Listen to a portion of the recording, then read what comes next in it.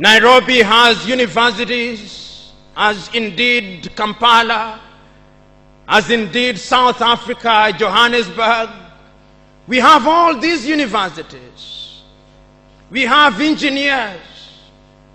But our roads are not being made by Tanzanian civil engineers.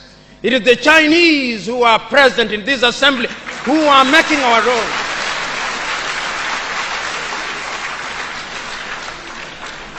So we have engineers who cannot even make roads.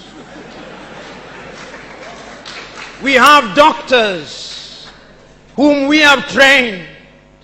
But when we are sick, particularly if we are of the political class, depending on who colonized you, if you are colonized by the United Kingdom, you rush to London. If you are colonized by the French, you rush to Paris. If you are colonized by the Portuguese, you rush to Lisbon. And if you are colonized by the Spaniards, you rush to Madrid, Spain. And recently, because the Asians are beginning to get their act together, we run to India. And very lately, because the Arabs are also beginning to get their act together, we run to Dubai. Notwithstanding that we have the Kenyatta hostels of this country, the Muhimbilis of Tanzania, the Chris Hani Baragwanaths of South Africa, and the Mama Yemos of Kinshasa in Zaire or the Democratic Republic of Congo, but we have no faith in our doctors. In the area of education, we also don't have faith. Our political class introduced something that they call free education, but it's free indeed, free of knowledge. Because they are so suspicious of those institutions that the typical African politician would not dare take their children to those schools.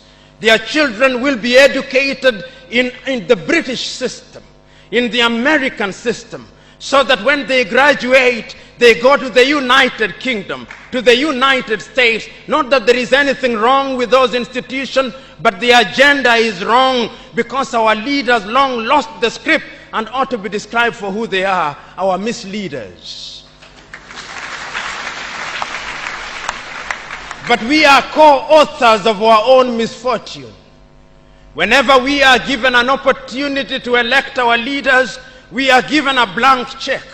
And if you permit me a little latitude, and if you give me a blank check, and you allow me to analogize, and you say that I'm given the blank check to buy a Mercedes Benz, what we do is that when we are called upon, having been so empowered, we buy what one calls a tuk-tuk from India and expect it to behave like a Mercedes Benz.